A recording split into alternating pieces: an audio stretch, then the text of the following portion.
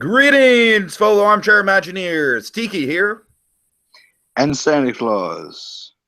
And Jacob Wile. And welcome to part 2 of our recap of the Creator Games Season 2, Episode 1. Got it. That's like so redundant, right? Part 2 of the Creator Games Season 2, Challenge 1. Wow. But oh my god. Anyways, guys, so we are back. We covered Glacier Bay by Team Baby Groot a couple days ago. Really good project, really standout project. A lot of great presentation work went into that. I honestly feel a little bad for how that podcast turned out because I clearly didn't do a lot of research. Jacob, you kind of carried us through that one. I did no research at all. I'm a lot better prepared now. So, Jacob, we definitely have you to thank for getting us through that bumpy first round of these challenge recaps. My pleasure. All right, guys. So, yeah, we're going to jump right into it. So, the Concept Creation Challenge, we're going to talk about Team Drax. And this one, I honestly think it takes I think concept-wise, it's a lot more interesting. Glacier Bay, it almost feels like the concept at first glance, just like, ooh, an Antarctic or whatever, like an Arctic section of Animal Kingdom. Like, that's good. It's not necessarily the most interesting thing in the world. It's just very well executed. Whereas this, I feel like it's kind of the opposite. Like this, there's definitely some holes with this presentation that we'll get into. But at the same time, I feel like there's a lot of really, really interesting ideas that kind of think outside the box in a way that maybe Team Baby Groot didn't even think outside the box in terms of Glacier Bay. Like, I definitely think Glacier Bay was a safer project than this. Yeah, I think you're right. Yeah, I can agree with that. Okay. So, yeah, Port Mysterious, of course, based on the wonderful concept of the Museum of the Weird. Oh yeah. So, guys, you want to kind of go roundtable, do some initial thoughts before we get into the details here? Sure, yeah. All right, go ahead. Well, when I first heard about this and I heard that they were doing a Museum of the Weird type attraction, I was totally on board. I got really excited about this. I love the Museum of the Weird. I love the Haunted Mansion. I love, pretty much anything by Raleigh Crump. Oh yeah. Yeah, he's absolute genius. So I think just finally, if Disney were to make us just finally bring his creations from back in the day to life like this, it'd be really cool. So obviously I would get really excited about this, and I love antique shops and thrift shops. I am a huge fan of stores like that and shops like that, and so this is really cool for me. And I think they did a really good job. Oh, you're a huge fan of antique stores, you say, Sandy? Oh, yeah, I am, too. Oh, no, dude, you would love downtown Petaluma. You have to come to Petaluma one day. I will. I will come to California as soon as I possibly can. Because trust me, downtown Petaluma is like, I'm not even exaggerating when I say this, almost every third building in downtown Petaluma is an antique store. It's ridiculous. I was in Sheboygan in August, and they had like 3 thrift shops on one street. That was like a couple blocks. Okay, Jacob, your initial thoughts on this? The initial idea is a pretty interesting concept. An entire port built around the creepy and mysterious, like a exterior haunted mansion almost, in a way. Mm-hmm. Which the idea itself is pretty interesting, and built around a museum that focuses solely on the strange. Sign me up. Yeah. Okay. So let's dive right into the kind of the nitty-gritty of the details then. Okay, guys. First of all, Sandy, let's address kind of one of your issues with the overall execution, and that. Do you think there was too much Haunted Mansion in this project? Because in a way, I almost kind of feel like that's almost the main problem with this, is that they're almost using the Haunted Mansion as a crutch in a way.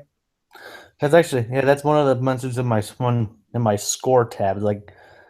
It relies too much on references and callbacks. Yeah, I'm gonna have to agree with you guys there. Unfortunately, I think the overall idea of this ride is really great, but I definitely think you're right, Tiki.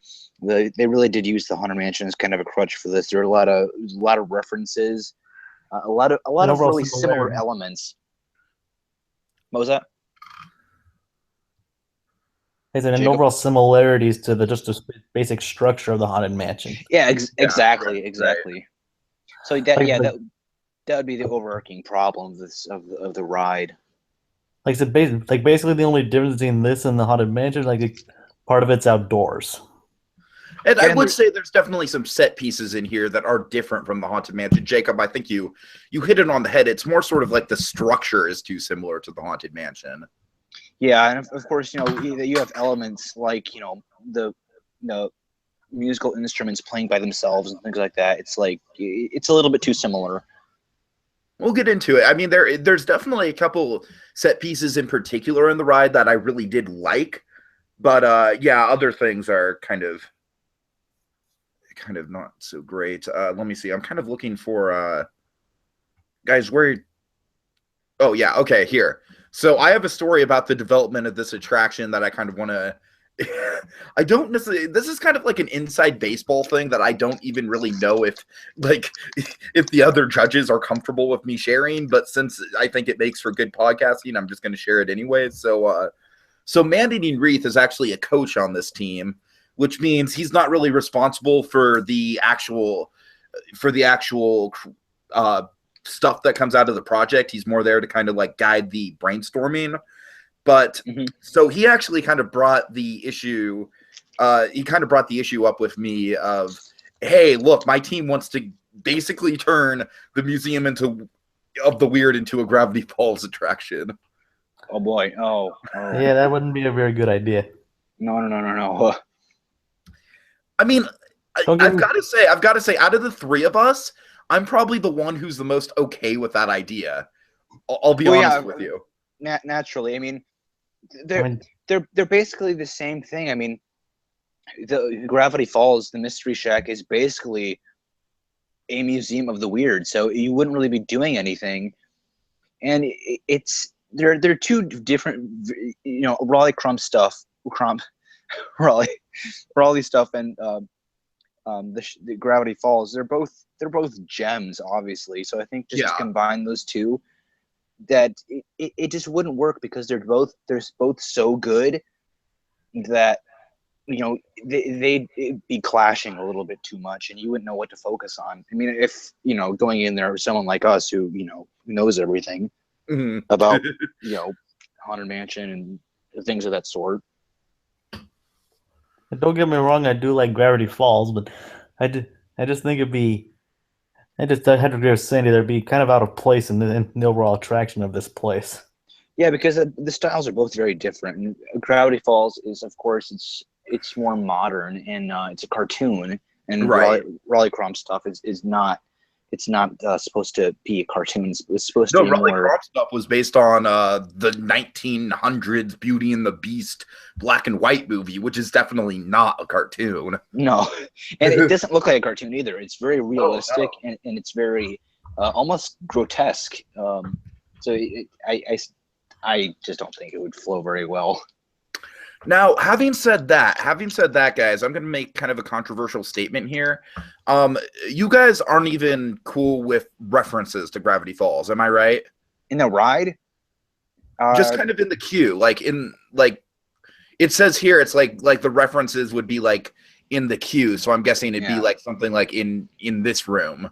no, I'm definitely not okay with that, especially since it's not a Gravity Falls ride because this has nothing to do with Gravity Falls. So putting references in there would be Okay, Sandy, I'm gonna have to like strongly disagree with you here. okay. Why is that? Because Gravity Falls is already a show that like very much bases itself on like there's like all kinds of Easter eggs and stuff. So I really don't see any harm in like, let's say the journal or something, like Oh well, yeah. in a glass case or something like that. You know what I mean? Yeah, I definitely see where you're coming from there. That's not what I was thinking at all. I was thinking No, that's what I'm thinking. That's what I'm thinking it would be. Like certainly it wouldn't be like, hey, here's a Grunkle Stan meet and greet. Oh, there's Seuss in the corner. Hi, Seuss. see No, I that don't think it'd be anything like that. that's more what I was thinking, or having like I was thinking of like having a framed picture of all like the characters or something that the queue No, what I'm picturing is mostly just kind of like props. yeah, right, exactly. And props that would fit into the overall like kind of motif of the antique store, which, like we said, is kind of what the Mystery Shack is, anyways. It's this weird collection of oddities, much like the Museum of the Weird is. So Okay, well, really, I could almost kind of honestly see like more than one Easter egg to Gravity Falls in there if you're being subtle about it. They could even have a cryptogram in there. As long as there's there's nothing like really like it's just like in your face like, oh, it's Gravity Falls. Then hey, you like Gravity Falls? So you like Star Wars? No, you don't like Star Wars? Well, then you might like Gravity Falls because it has nothing to do with space. Okay. If you're just adding props or little subtle props and things like that, then I think it's fine. I could honestly this might be going a little too far, but I could honestly see there being like a treasure trove of Gravity Falls, like knickknacks hidden around the queue, and I think that'd be a perfect way to incorporate Gravity Falls into it without it being obvious. I mean, I'm not saying like hundreds or anything, but I'm saying like you could easily do like a dozen of them if the queue is like this detailed. You know what I mean? Yeah, for sure. Have them spread around throughout like it. Like let's say the queue like hypothetically is like 3 rooms that look like this. You could easily have like 4 references per room. Yeah, like, it wouldn't even stand out at all. Yeah, okay, I see where that's coming from. We probably shouldn't spend too much time on this because it's just one element and very. Yeah, no, I just really wanted to defend that though, Sandy, because you were like really against it before we went on air. So, okay, all right, sounds good. So let's talk about the ride vehicle itself. They don't call it a Kuka arm because Kuka arm is copyrighted to Universal, I believe. That's like literally the only reason it's called a robot arm ride system. I mean, I could be wrong about that. But I actually think that the reason why we're never going to see a Kuka arm attraction in Disney is that Universal literally owns the patent on the Kuka arm technology. So anything that they do that's similar to a Kuka arm is going to be like a ripoff of a Kuka arm, essentially. So I don't know. I feel like a Kuka arm, that is actually kind of like one of my pet peeves with armchair Imagineering in general with the realism is I feel like the Kuka arm is like people use it too much without getting around the loophole of it's really more Universal's thing than Disney's thing. I mean, I could be completely wrong about the legalities of it, but I'm pretty sure there's a reason why Universal does a lot of Kuka arm attractions and Disney hasn't done one yet. Because I haven't. Have either of you guys been on a Kuka arm? No. Like Harry Potter or anything like that? I don't think so. I mean, it's definitely like I've heard great things about them. I've heard wonderful things about them and how versatile the movement is and everything. But like I said, I'm pretty sure that they're like Universal is like in partnership with the Kuka arm developers or something like that. I'm pretty sure that's the case. Like a good 80% sure that's the case. So anyways, so let's get into the attractions. Now, I must say, I think the attraction starts off really strong and then kind of relies on the Haunted Mansion elements a bit too much as it gets more into it. Yeah, it's like, oh, the host is possessing something, or you're moving around an automated. You're sitting on something and it's moving around. It's like, gee, where have I heard this before? Okay, so the funny thing about this chair that I want to point out really quick is that a lot of people consider this chair to be a hidden Donald. A hidden Donald? Like the pattern of it. I gotta find it. 1 second. Well, I'm screen sharing it, Sandy. Okay. Oh, I have the page pulled up. The chair. Yeah, All the right. pattern on that red chair. I've heard a lot of people say that it's like a Donald Duck pattern. Where? I don't see it. Me neither. Okay. Oh wait, I guess I kind of see it. The thing in the bottom is the beak. Okay, I'm gonna just like super zoom in on it. Hold on. Oh shoot, that's a little too zoomed in. Yeah. Okay, so starting with the top, I can kind of picture this top line being his sailor hat, and then this kind of being the shape of his head, and then the eyes, and then this whole design being the beak, and then even these two lines going down, I could kind of see as his collar. So if it was flipped upside down, that'd be a better Donald. Because if you flip the image upside down, that'd be more of his blowing his top. Well, I don't know. I don't know because, like I said, I think you can see like the kind of the. I'm sorry, Sandy. Oh no, I was just laughing what Jacob said because it's so true. I don't necessarily see it that way because I think I think with the sailor hat at the top is actually kind of convincing when you see it, but. Oh yeah. I think the one when you flip it upside down, it looks like an explosion, but it's just funny what he said. Yeah. I guess I could see it. I really wouldn't see that as intentional. It's more of a coincidence. I just wanted to point it out because it's one of those things. Like I've literally heard that being pointed out since like 2002. It's the early, like at the latest I've heard it. Like it's probably been pointed out earlier than 2002. But okay, this scene right here is my favorite scene in the attraction. Honestly, the candle man. I love this image. I really think that'd make for a fantastic animatronic. Oh yeah. Do you know where they have? Like I'm seeing the one on the left that looks like a sculpture, and I honestly don't know. Is it an unused concept? Honestly, I'm guessing. Like this is just like a shot in the dark guess. If anyone on the team's watching, they can comment and let us know. But shot in the dark guess, just guessing based on like the time period it looks like the photos taken. I wouldn't be shocked if it was actually like a production still from the Beauty and the Beast movie. Oh, maybe. I don't think so though. I think that looks more like a sculpture. Because I know they did probably did a lot of sculptures of the illustrations to better explain his ideas. Well, actually, no. This image is copyright Disney, so I'm pretty sure it probably is a Rolly sculpture. Yeah. Because that definitely looks like an image quality you'd see of one of those, first Hatbox Ghost photos or something. That's true. That's very true. I wonder where they keep all those sculptures now. I wonder if they still exist. That'd be great to get a full exhibit of his work. Oh, that'd be wonderful. I just looked up Candleman Disney, and it seems like it might have been part of the original Museum of the Weird idea. That's what we're saying, yeah. Still. You were saying about the Disney Museum? Oh, I'm just saying, we have rotating exhibits there, and that would be wonderful as a rotating exhibit. Oh, heck yes. Oh, my God, that'd be so good. I could totally see that as a lower lobby exhibit. I think it'd be cool even if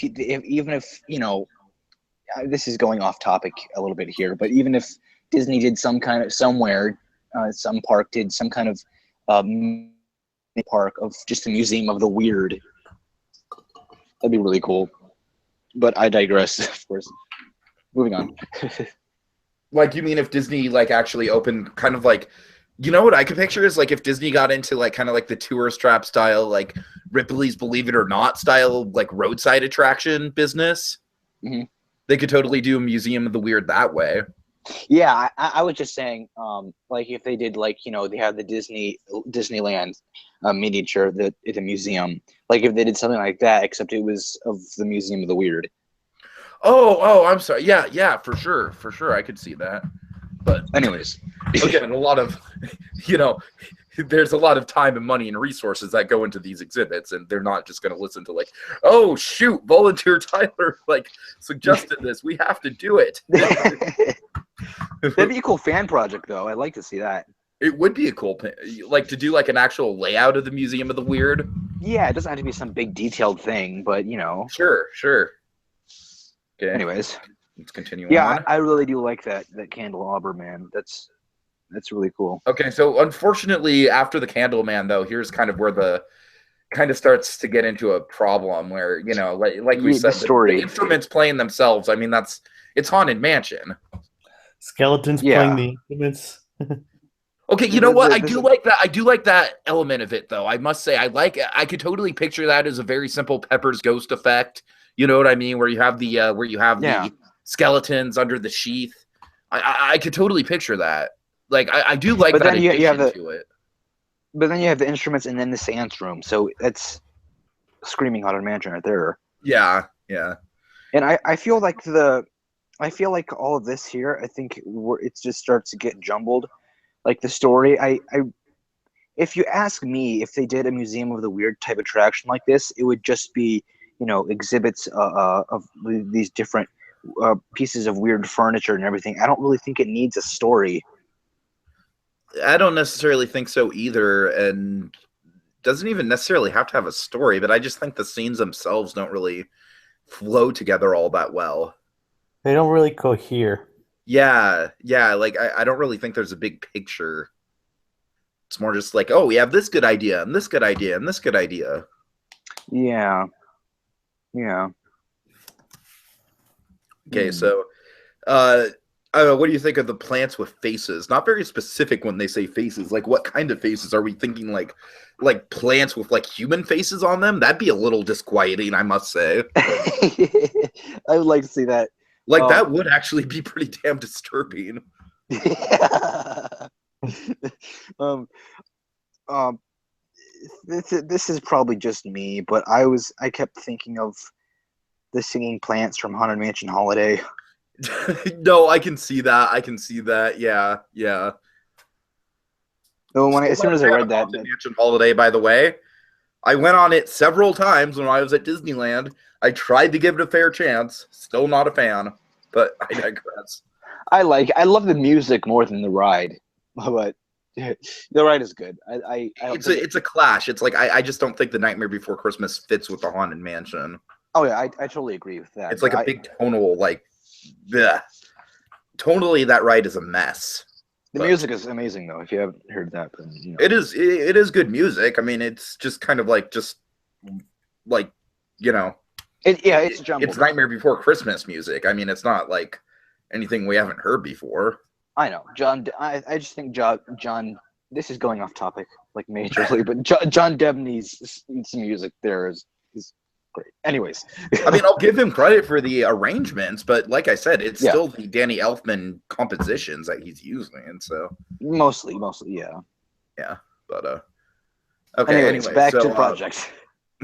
Okay, what do you think of the large aquarium with skeletal fish and a sea monster?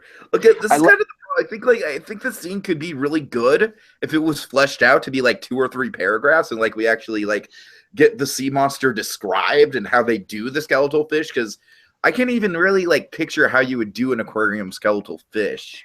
I wouldn't really worry about that. I mean, they're Disney. They're going to find a way to do skeletal fish swimming around if they want to.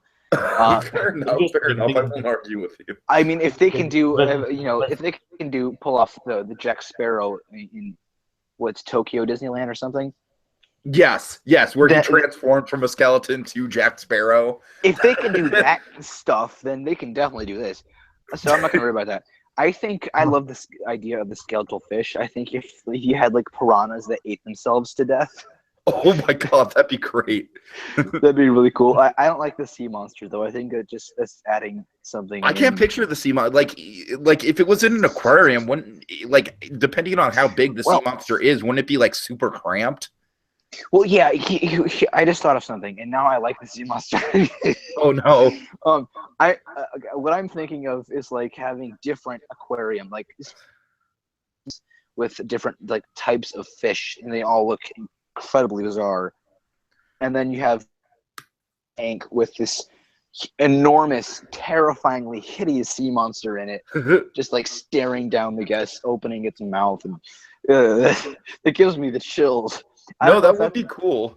I don't know if that's what they meant, but Or maybe it could even be like a play on the whole blackfish thing, where the sea monster is like obviously like, you know, in a very cramped environment. You know what I mean? Yeah. That would be kind of fun, kind of a commentary there. Okay, so scene 6, we actually start getting back into the museum stuff. Crystal ball, but again, yes, granted, this crystal ball was in the original Museum of the Weird concept art, but Leota, man, I mean, come on. Yeah. I feel bad. Like, I am Madame Leota. I don't belong in this attraction. God, I feel bad. I feel so bad for criticizing this. Oh. Sorry. Anyways. This is what I've had to do for 13 seasons. Also, you want to be an Imagineer. So, okay. I'm just gonna be straight up. And I know there's probably already people watching this that really hate me by now because of my decisions that I've made. But I would say drop the seance room. It's just also, too I don't like. Again, I think a lot of the problem with this ride through is, like, a lot of the scenes are just like very non-specific, where just a couple more sentences of detail would work a lot better. Like, it says, like, the monster chases us down a hall and all around the surprisingly large antique store. But it's like literally what you described there could literally be an attraction in its own right. And instead you boil it down to a sentence. And I just don't, you know what I mean? It just, it feels way too large scale to be like just a minor detail in a scene. You know what I mean? Exactly. It'd be a really big task for the Imagineers to think of a simple way to do that. I mean, come to think of it, I'm trying to think, like, I actually think the idea of being chased by something is one of the things that the Imagineers haven't really gotten yet. Like, that's one of the concepts they're still working on, to tell you the truth. Like, I don't necessarily think we've had, like, an animatronic straight up chase you in any ride. I know they have, you know, animatronics that have, you know, popped up, you know, as like narrators, but no, yeah, I think you're right. I don't think they've done that. I mean, I think the closest I can think of is like the Carnotaurus in the Animal Kingdom dinosaur ride, but even that isn't like a full-blown chase. It's more just like he pops up in one space and then he pops up in another space. What I'd like to see is kind of like a roller coaster based around that concept, and the way they design it is like it looks like the monster's eating the rails behind you or something. Okay, kind of going on a tangent, but you guys have played Crash Bandicoot, right? Yes. I don't. Okay, Jacob, you played Crash Bandicoot, so you know those levels where it's facing Crash and he's like running from something? The polar bear? Yeah, the polar bear. Exactly. That's totally what I'm thinking. Anyways. I'm sorry, but my point is kind of like on this tangent we're going on here. It's just a super large scale thing for something that's supposed to be like just a single scene. Going back to the seance room though. Yeah. I think instead of a seance room, I personally love taxidermy animals. So I think if you had a big room full of a bunch of different kinds of taxidermy animals, like different like weird alien looking two-headed taxidermy creatures, I think that'd be really cool. And some of them like turn their head and look at you and stuff like that. I think that would fit a lot better. And it'd be more original. There's a bar in Petaluma that has a taxidermy of a real two-headed cow. Oh, I believe it. And it also has a picture of 3 people hanging from like Petaluma's dark history. I'll leave it. Oh my gosh. Yeah. No, Sandy, actually, if you ever come to Petaluma and you're 21 when you come to Petaluma, we totally have to go to that bar. I love it there. Sounds like an interesting place. Well, I got some bad news for you then, because I never intend to drink. Oh, you don't even have to drink. We just have to go there. You can order a Sprite, whatever. You just have to see the place. I mean, I've hung out with Monkey, and he doesn't drink. I go to Trader Sam's with him every time I go to Disneyland. It's all good. Do these mannequins ever? The hanging people you're talking about? Oh, it's not a mannequin. It's just like a photograph. Oh, it's okay. Like an old school, like antique black and white photograph. All right, I thought you meant like mannequins, like hanging from the ceiling. No. they have behind the bar. Okay. Do they have? And the room is just like filled with taxidermy animals. It literally feels like the Haunted Mansion in there. Yeah, I'm not sure if you watched the Carpetbagger, Jacob the Carpetbagger, but he's done a bunch of really cool videos of him going into these weird shops all around like the South. And they're full of like weird alien embryos and two-headed goats and things like that. So I think that would fit like marvelously in the Museum of the Weird. I could see that. Yeah. Okay. Anyway, so kind of rounding it out. And then I guess it's kind of an abrupt ending, right? Yeah. It's like the shelf comes crashing down on the monster, and then we return to the real world. Like what? I don't know. I think something kind of got lost in translation there a little bit. Like, it makes sense if this monster was actually chasing you through the entire ride, and he played a big importance to the ride, but he doesn't. He just pops up and then gets killed. Or if it was the monster that was trapped in that aquarium. That'd be cool too, right? Damn you, SeaWorld! I do somewhat like the idea of this chair narrating to us, though. Or maybe that's in the that's a good transition then, because we have the Symphony of the Strange, where the chair is like the main character. Yeah. So I'll be honest, the Symphony of the Strange. I mean, first of all, I honestly wouldn't be surprised at all to find out that Man-Eating Wreath is like, hey guys, Tiki really likes the Tiki Room. We should do something Tiki Room related. Like, if I found that out, that would not shock me at all. So, like, I like the idea of the Symphony of the Strange, though. Yeah, because this literally feels like Man-Eating Wreath knows me. He knows my taste pretty well. This literally feels like something that is written directly for me personally. He's trying to buy you over. right. Even though my opinions on these projects mean nothing when it comes to the actual, the actual results. They're just like, I'm basically like us three are basically like the judges on American Idol. You know what I mean? It's like we can comment and say mean things, but it really doesn't mean anything. IDI is the voting public in this case. So I see a barbershop quintet, or maybe they're supposed to say quartet, of singing bus. Where? Here? Beneath the totem pole of the Tiki heads. Like right underneath it. It says a barbershop quintet of singing bus. Below the Tiki heads. Oh. You just scroll down. Maybe that's not what you were talking about, but no, I mean, yeah, you're right.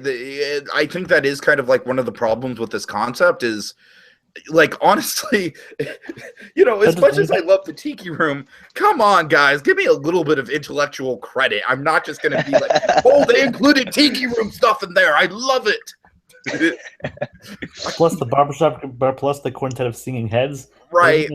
Like, that's kind of like one of those things. It's like, I feel like both the Tiki Totem Pole and the barbershop quartet, like, just don't fit. Like, this would be a stronger attraction without those, like, hey, so you like the Haunted Mansion? You like Star Wars? You like Star Wars? No. Okay. Okay, but no, seriously, I really do love this whole opening and stuff. I love the idea of the chair being the professor who was transformed into a chair, and how he's really nonchalant about the whole thing. Hold on, I have a line that like really sold me. Like, right, so it appears I have been turned into a chair. No reason to let that stop the show, though.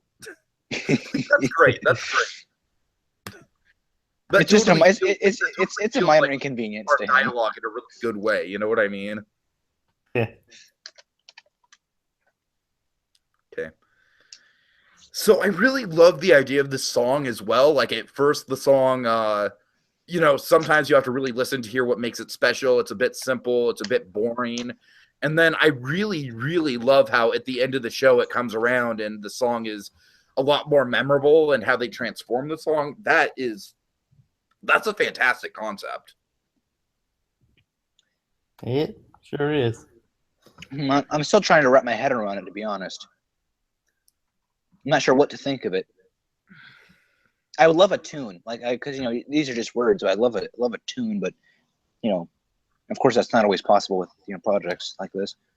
I mean, I have seen like Sandy. You were actually a part of like the Monster Mash, one of the most famous, examples of multimedia being used in being used in a project. So. That's not too, but I guess, yeah. I mean, so it is possible, but it is also very time consuming as well. So, as you might imagine. No, seriously, Sandy, you are still a legend over the Mansion Mash. These people are among, are these the same? What do you mean exactly? Oh, I mean, the Mansion Match gets brought up all the time, and they're like, "Oh yeah, Sandy was a really great guy." Oh, okay, all right. I'm not even exaggerating. Well, I hope they don't hate me now for kind of dissing some of these ideas in a very respectful way. I'm trying to be very respectful here, but of course, since every idea has value to it. Yeah. Again, except if they decided to include Star Wars in the Museum of the Weird. I think at that point I'd be like, really? They wouldn't do that. Disney isn't. No, I know. But I'm just saying. You say all ideas have relevance. I'm like, nah. Well. I mean, ideas like this that are really they're thought out and everything. Oh sure, yeah, absolutely. No, I mean every idea is let's put singing fruit with in the show. You know what would be a really crazy idea, Sandy? What? Okay, so next project is Revive River Country, right? Mm-hmm. But what if some team revived River Country, but then they randomly out of nowhere decided to include like some really, really crappy Disney Channel show into the project? Like, I don't know, off the top of my head, let's say like Dog with a Blog or something like that. Or A Sweet Life of Zack and Cody get shipwrecked on this island. No, but I mean, seriously, can you picture River Country with Dog with a Blog?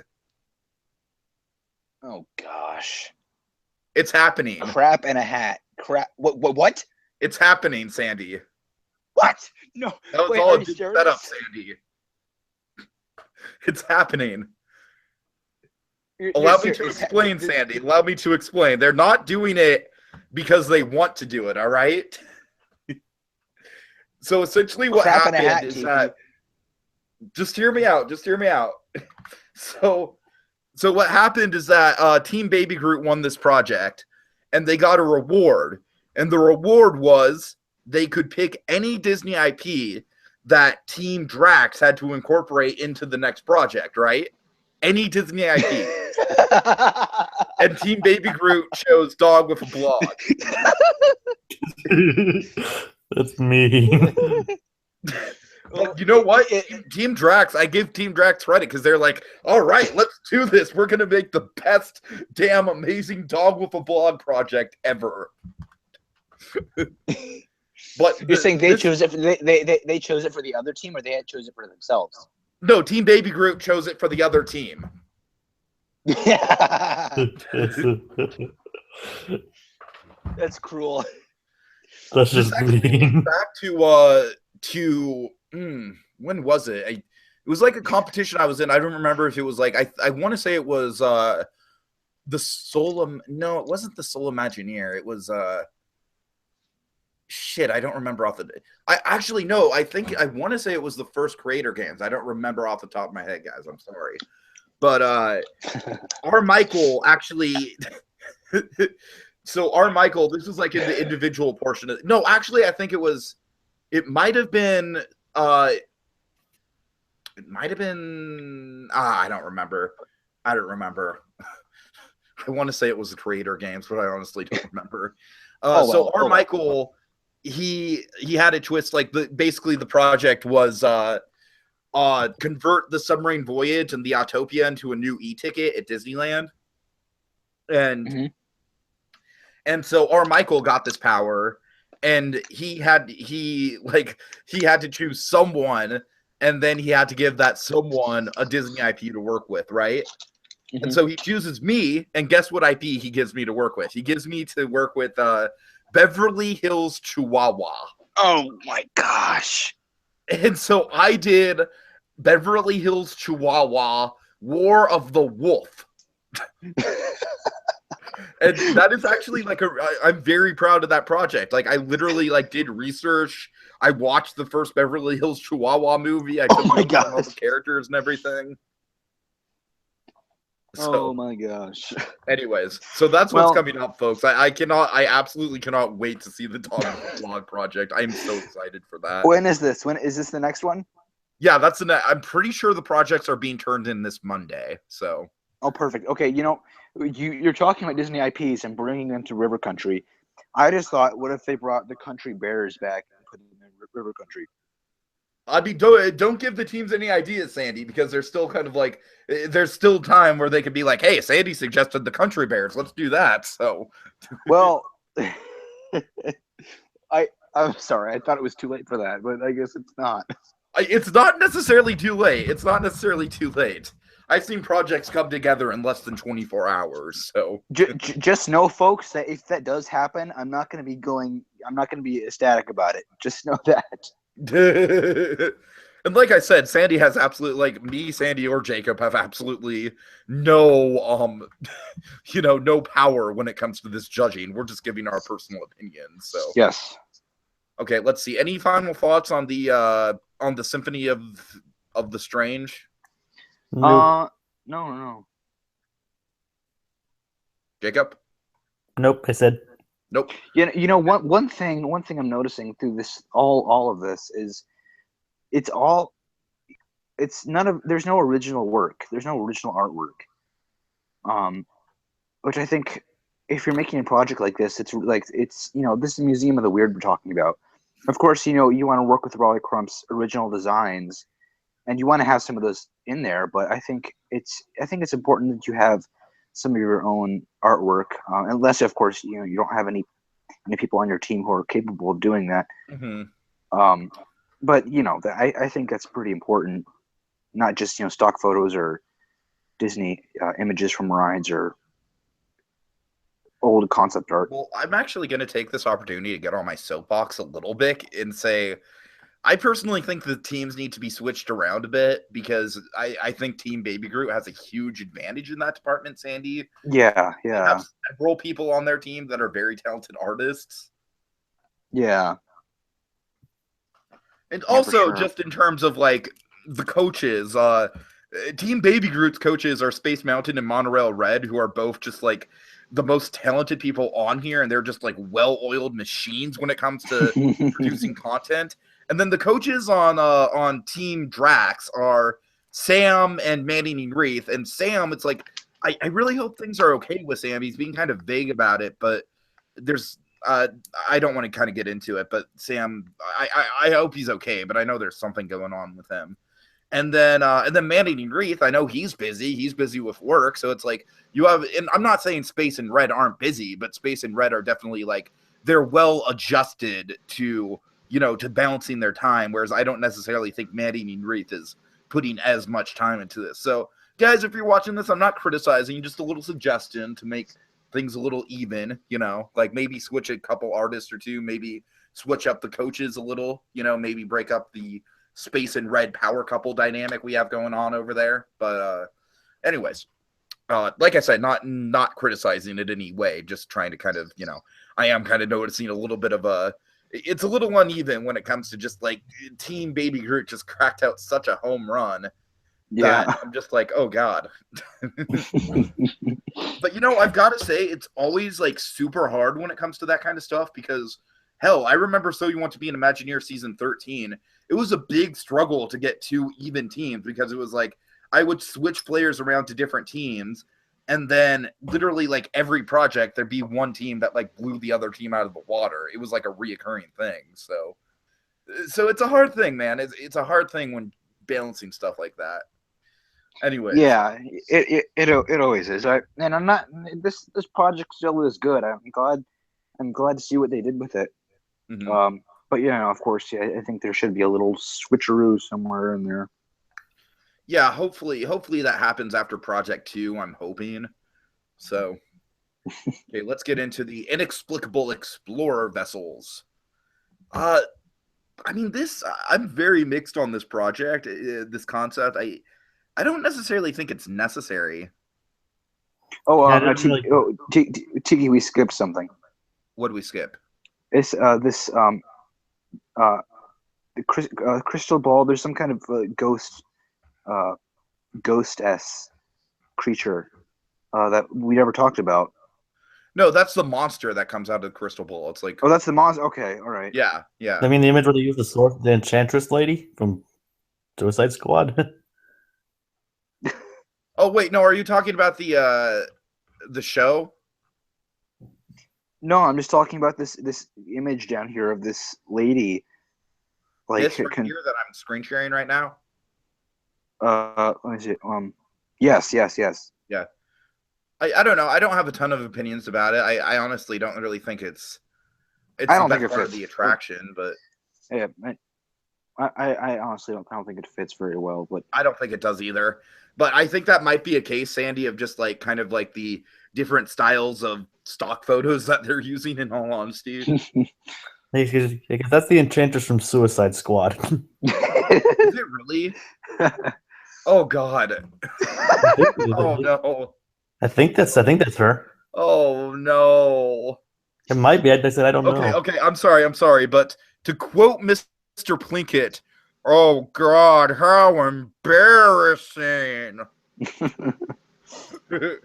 I said I don't know if that is, but it kind of looks like her in a way. It looks like her, yeah. Oh God. Oh, that is bad. That is kind of bad. I'm sorry. I'm sorry. I mean, All look right. at this lady. She doesn't even fit with the rest of the show. Who wants a pizza roll? Okay. Inexplicable explorer vessels. Yes. I'm very mixed on this. I think it's a neat idea. However, I don't necessarily like. Again, it feels like almost too high concept for its own good, I think. It could be its own ride. Yeah.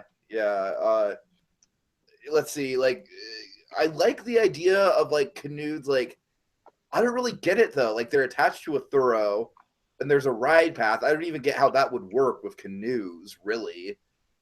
But then also it says something about them entering a maze and there being an exploration element to it. I think they should drop that. I mean, I honestly think that a canoe ride where like the water is like a spirit and it controls where you go, and it takes you through all these caves and like, there's different things in each cave. I think that sounds really cool. Because I think the whole concept seems cool, but I'm seeing like stuff like with the earth, water, wind, and fire. I feel very, very mixed on that. I don't think I like that very much. I mean, look at all the extra paragraphs they put into this particular area. I mean, why didn't they do it with the rest of it? Well, honestly, I think that's probably because different things were made by different people. Like, different people wrote up different things. And I'm guessing that this is just it just seems very who really had a lot of time to really flesh this out, whereas a lot of the other things probably people did it a little bit more on the fly. Mm. Which is a shame, because I feel like with the best projects, it's like you really can't tell who did what. And then whereas with other projects, I don't want to say the worst projects, certainly, because this isn't a bad project, but some of them that aren't as well thought out. I think one of the reoccurring things with these kind of projects are you could definitely tell that certain chunks of it were written by different people, whereas the goal of a project, I think, is to get it all to kind of like flow together. Yeah. Even if it is written by different people. So, anywho.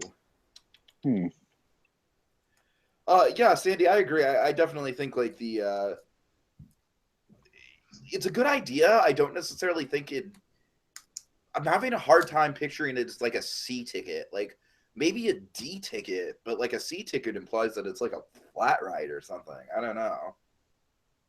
I mean, not necessarily because you have C-ticket dark rides, but I mean, this feels a little bit more elaborate than something like a Fantasyland dark ride. You know what I mean? It almost feels like it could be an e-ticket if they put more into it.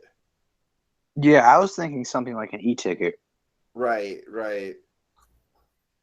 So I guess with the Explorer vessels, it's a creative idea, and it is fleshed out.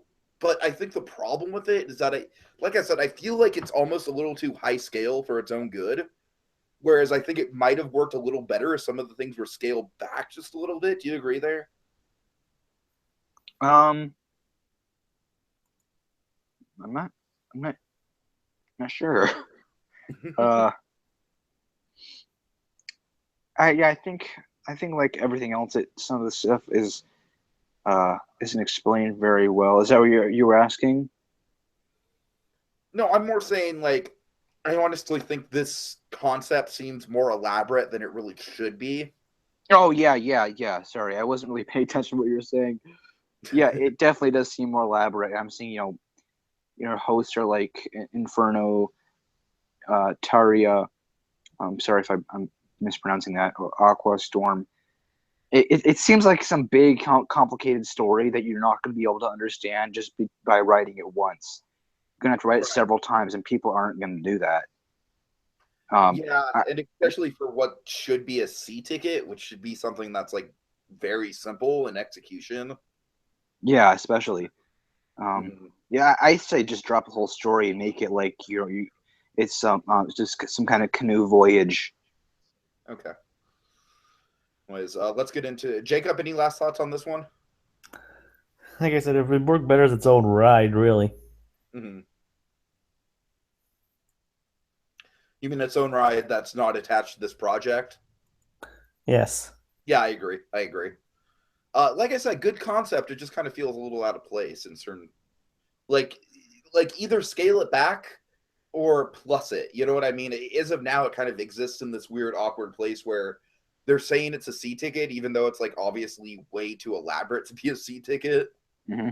So I just never explained how it fits into the whole Port Mysterious thing. Yeah. And speaking of stuff that doesn't fit into Port Mysterious, I'm sorry, that's mean. But let's talk about Elements, which I think is by far the weakest part of this project. Now, where is this? I'm not seeing it. It's at the bottom of the page, the bottom of the project. It's called Elements? Yeah. I don't see that. I see Autos, Antiques, and Traders of the Weird. Keep scrolling.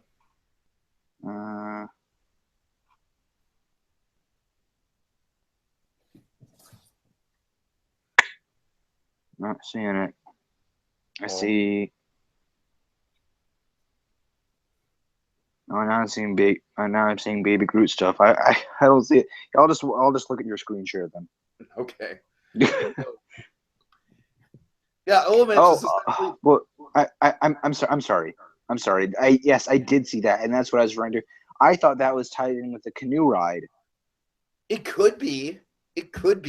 Okay, I'm sorry. I am so sorry, anyone watching, and Tiki and Jacob. I thought that was tied in with the canoe ride, and you were going through all these different rooms in the canoe ride. I'm sorry. Forget everything I said about the canoe ride. Sandy, I definitely think that the some of the themes of the canoe ride kind of carry over a little bit, but I thought the two were merged together, and that's why I thought it didn't Oh, work I see what you're saying. Okay. Yeah, because I was talking about the water, wind, earth, and fire, and I'm sorry. Let's talk about Elements. Okay, once again, this is a good idea for a restaurant. It has squat to do with the Museum of the Weird. Squat. Nothing. Nada. So that's kind of like this would feel right at home at like Tokyo Disney Sea. You know what I mean? Yeah. It'd be perfect for Tokyo Disney Sea. But as it stands now, I mean, like it's very well themed. They put a lot of thought into it. Let me see if they try to. No, there's literally no explanation for how this ties into the Museum of the Weird or even Port Mysterious or anything. It's the like. I don't get it, guys. I'm sorry. It doesn't tie into Auto T. Like, that's the thing. It's like Auto T, the professor, he ties into both the ride through and the show. So why can't you just tie him into this somewhere? I don't know. Yeah. Yeah, it really doesn't have nothing to do with anything else.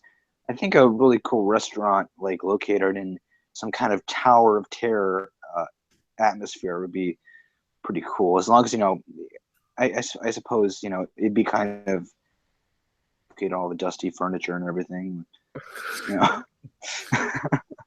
Well, I don't think there's actual dust in the Tower of Terror. It just looks dusty. I don't know. Maybe, I don't know. I've never been on the ride. I've only seen pictures and videos. So, but, no, I don't think there's actual dust there. It's just messy. But okay. I mean, there's cobwebs. There's like fake cobwebs, but I don't think there's that's dust. That's probably what I was thinking. Yeah. Anyways, I think that'd still be cool nonetheless, having a cool atmosphere like that with a restaurant. And that would fit a lot better with this. That would fit a lot better with this whole Museum of the Weird. I almost kind of feel like the Museum of the Weird is like tailor-made for like a really cool immersive restaurant, and they just don't do it. Yeah. I mean, they make a really cool immersive restaurant. They do. It's just not the Museum of the Weird. What if it was like some kind of seafood restaurant and they served you the fish you see in those big tanks? Oh no. Oh god.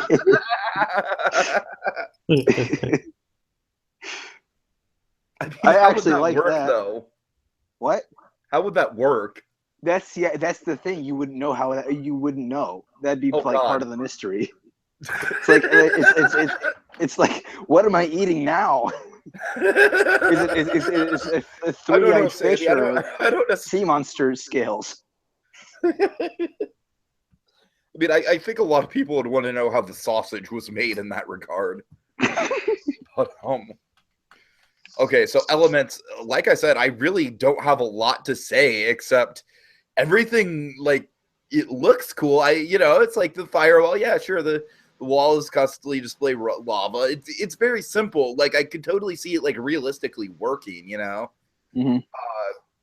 But like, I actually think this is probably the most realistic concept that the team pitched. Honestly, like, just in terms of like, I could feasibly see this fitting in somewhere. Not a Museum of the Weird based land. I'm sorry. It's just, look at this image. It has nothing to do with the Museum of the Weird.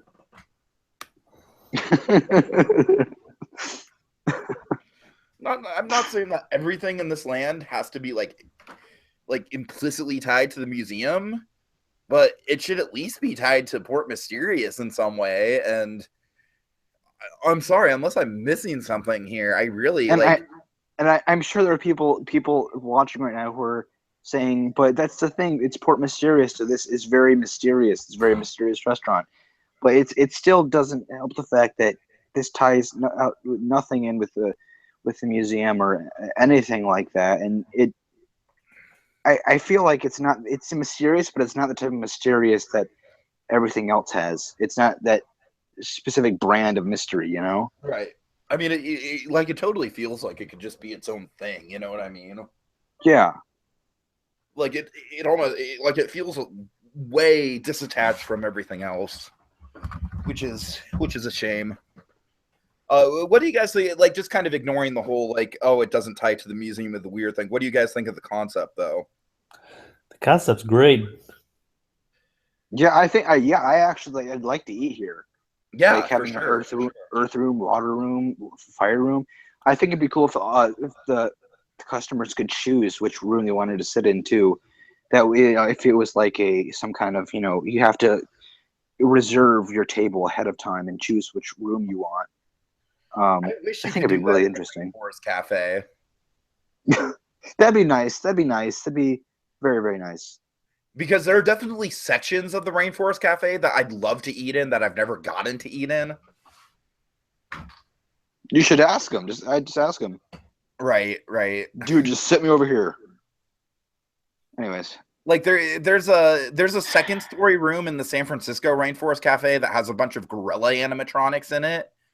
but no one's ever up there. Like, they don't even sit people in it because I think it's basically just used for overflow. Oh yeah. Oh, I went to a Rainforest Cafe in Toronto, Canada, years ago, and we sat right in front of. Well, there was an elephant, two huge red-eyed elephants. Yeah. Behind us, and then there was a bunch of gorillas the other side of us, and next to us was a big fountain of a naked man. For some reason, Cafes are so cool. the Rainforest Cafe is really, really, really cool.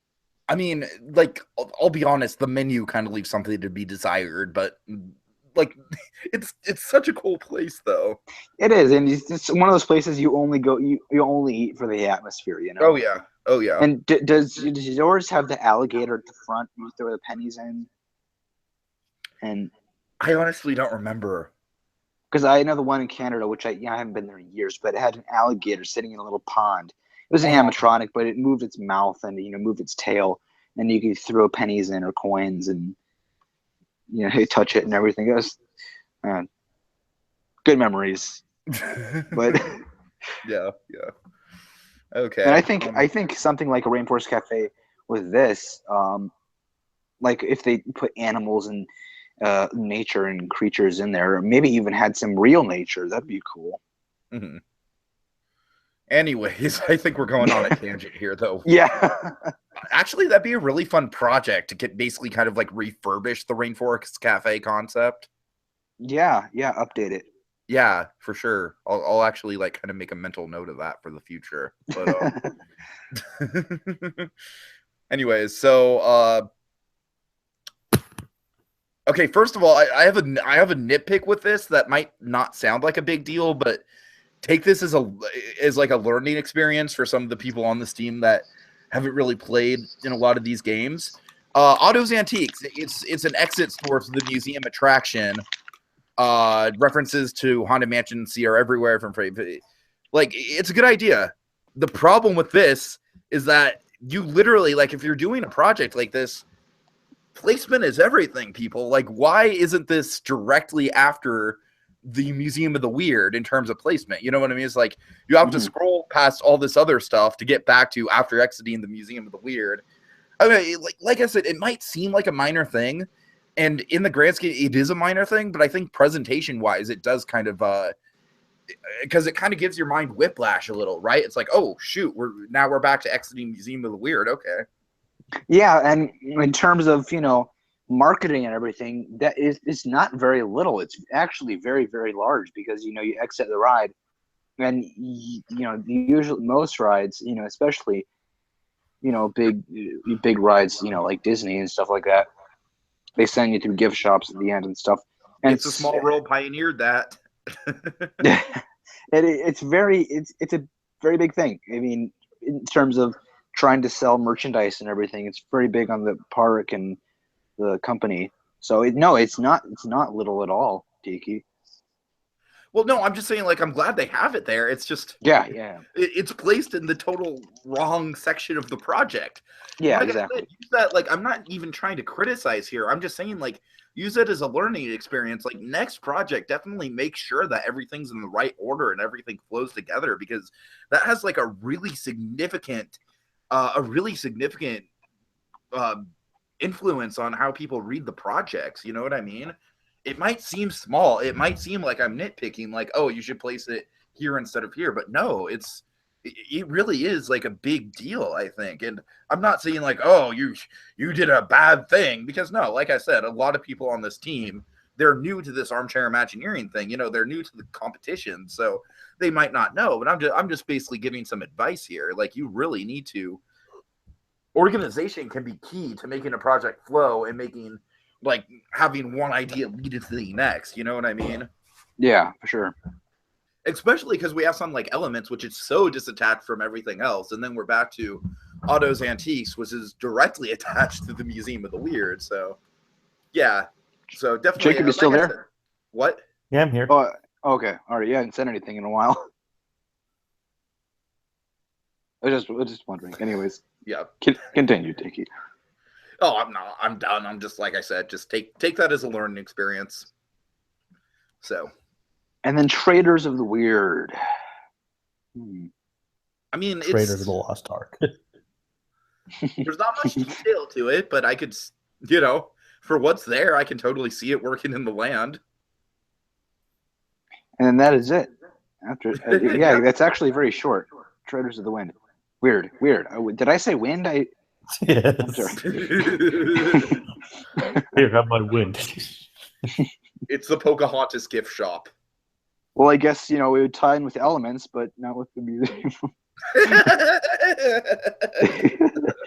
God. So you like Star Wars? I'm sorry. just randomly. Okay.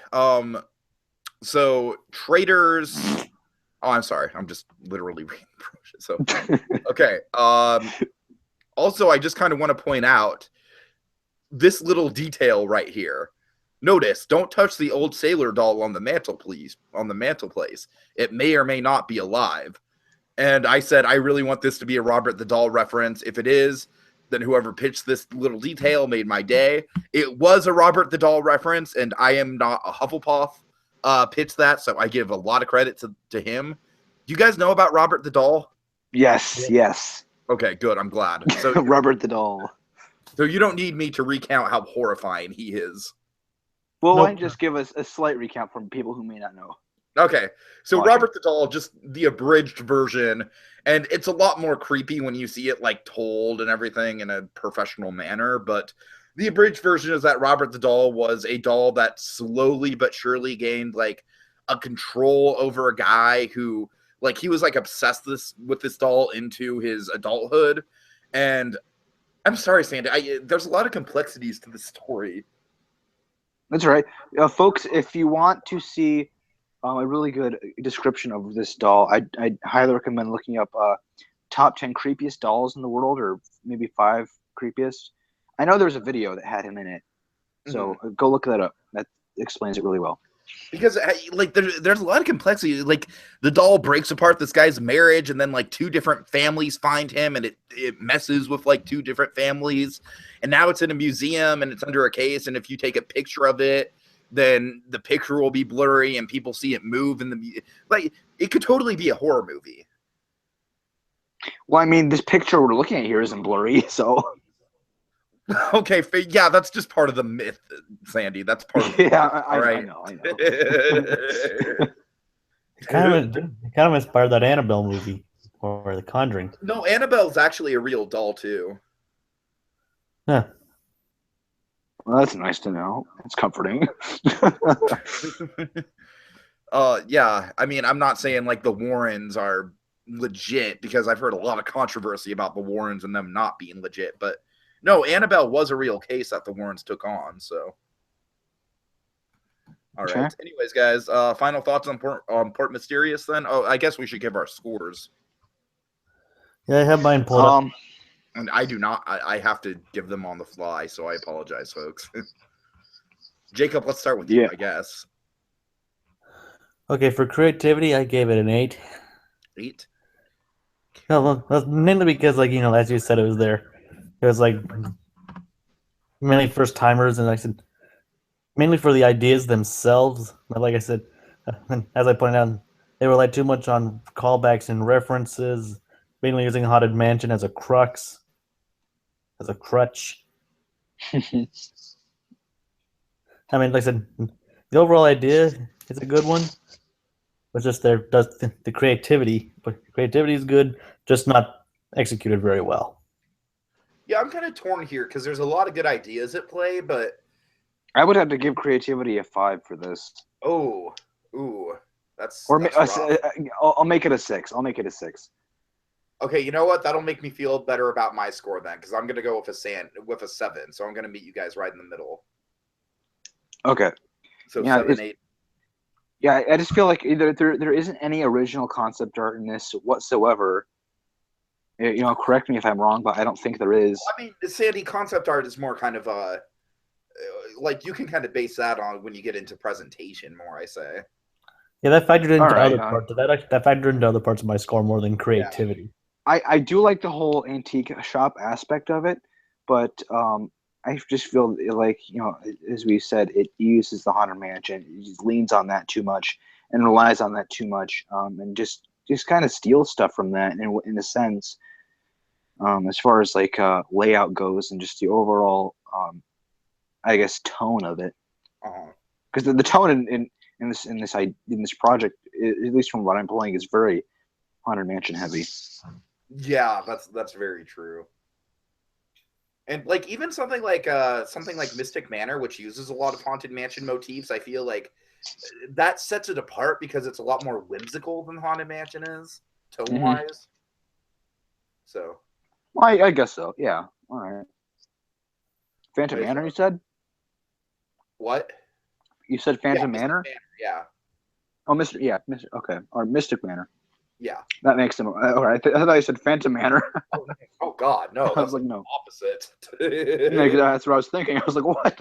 I mean, Phantom Manor sets itself apart from the Haunted Mansion by being darker than the Haunted Mansion. Oh, heck yes. Okay, so let's go to creativity, realism. Okay, for realism, I'm actually on the lower side of this, and I gave it a 6. I'd have to go with a 6 as well. That sounds pretty on the money. I said for realism, I said the technology can see it be made, but I said overall they do not cohere very well together. Yeah, and I think maybe if they would have given like better explanations for how some of the technology worked, it would have been a lot stronger, I think, in this department. Yeah, I'm gonna have to go with a 6 as well. Okay. Cool. Glad we're on the same page. All right. Detail then?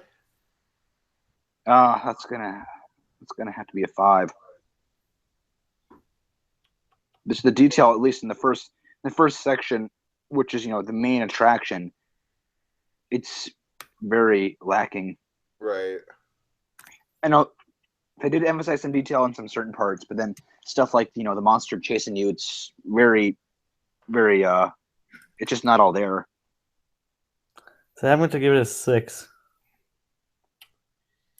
Yeah, I'm gonna have to be nice and give it a 6 as well, just because there, like, some of it is pretty detailed. It's just other parts aren't. So, Like I said, some detail left out. Several story elements seemed out of place. Okay. And then finally, presentation. I'm gonna have to give that a 7.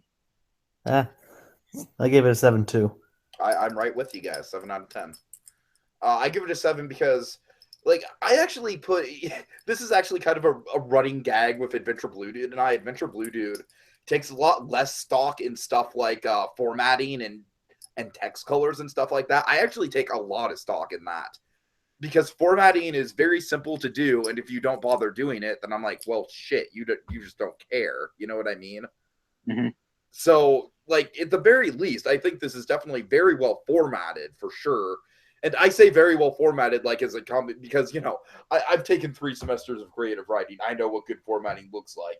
I've kind of been drilled into my head. You know what I mean? So, I also really like the choice of text. I like the colors of the text when they use different colors work really well. It's not overbearing or anything. Some of the reference photos are really good. Like these are great reference photos right here, the antique store and then, heck yes. And then the Museum of the Weird Stuff. Other reference photos, like, I don't know, like that, for instance. Maybe not so good. Maybe. Oh God, how embarrassing! So. Yeah. Quiet, Lucas. It's not Lucas. It's Red Letter Media. It's Mr. Oh, it sounds like Lucas. Oh no, I don't want to be Lucas.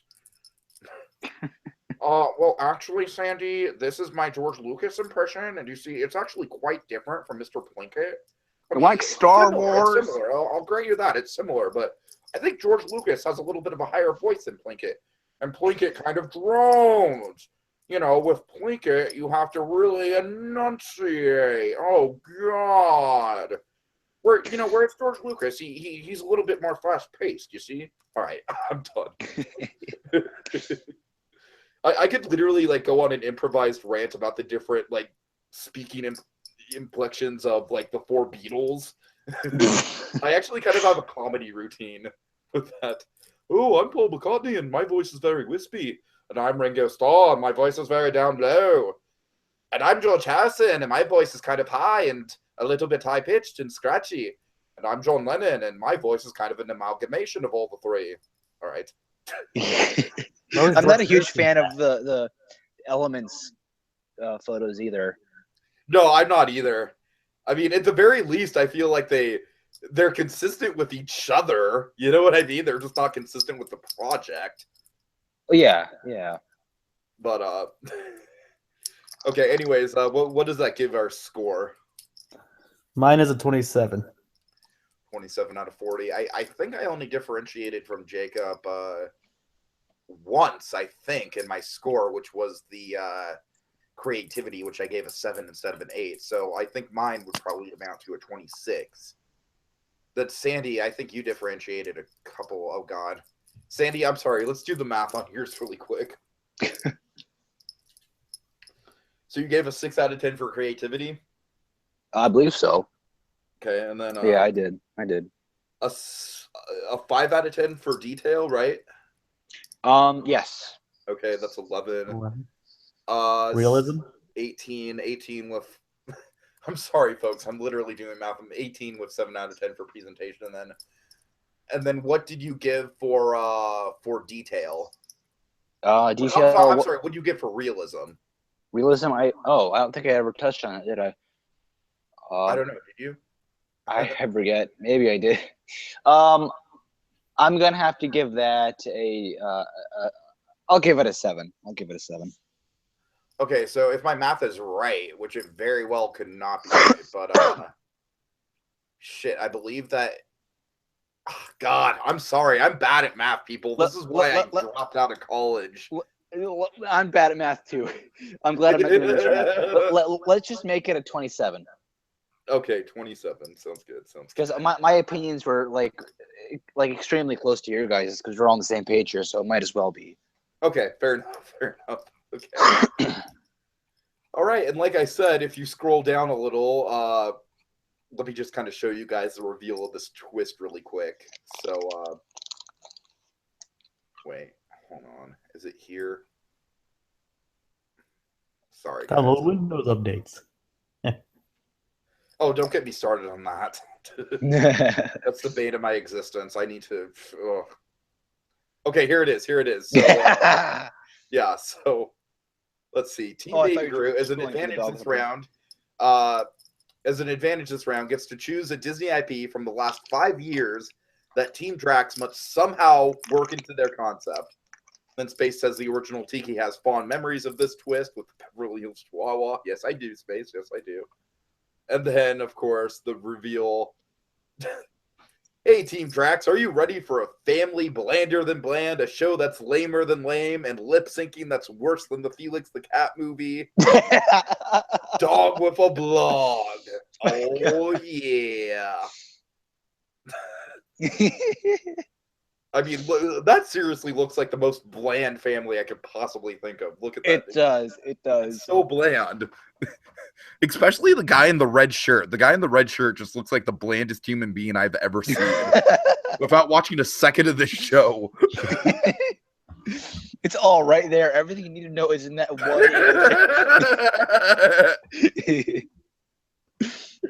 I really. And of course, they have the cute little redhead girl, and then of course. strong teen. Yeah. Oh God. All right.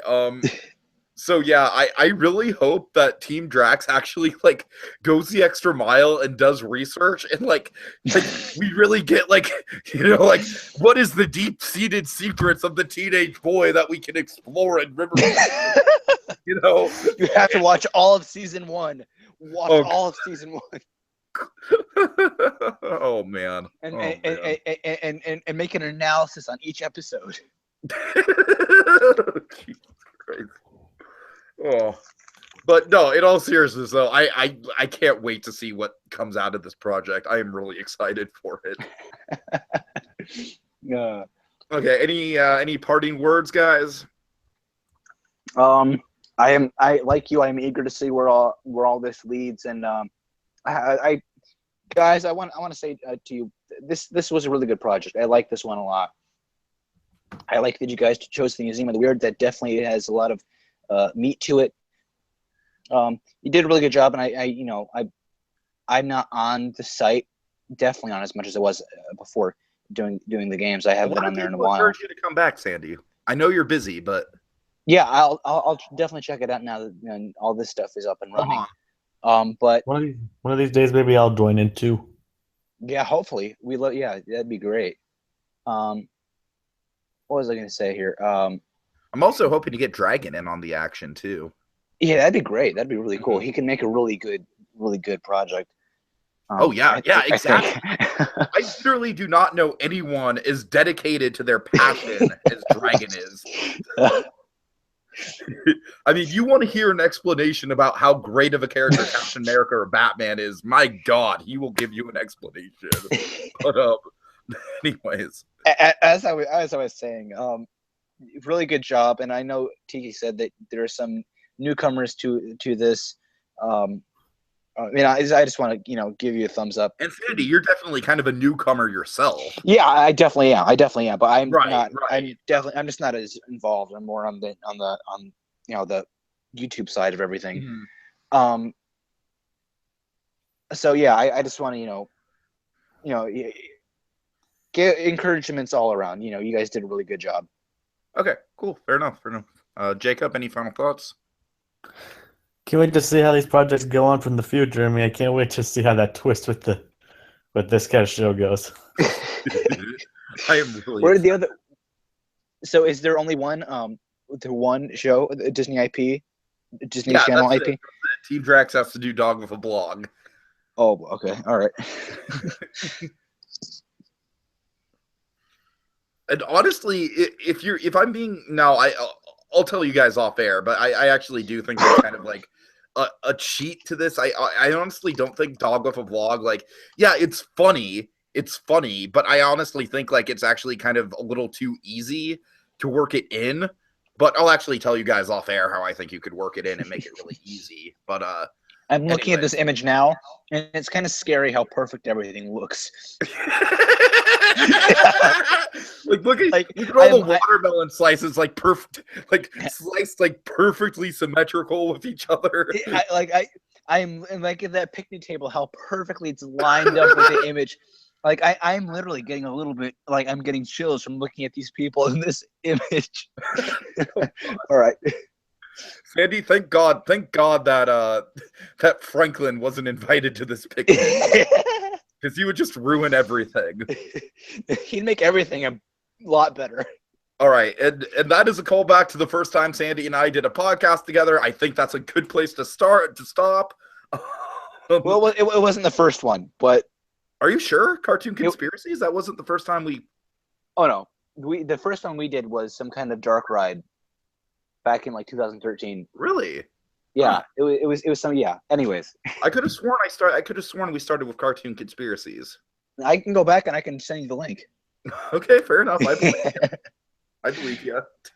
But, okay, so guys, I really do hope the best for Sam. I know he's dealing with some personal stuff right now, and I don't even know what it is, but because Sam he is an invaluable resource whenever he's here. That kid is just so intelligent, so well spoken for. So I really do hope that he gets whatever he needs to get sorted out so he can join us.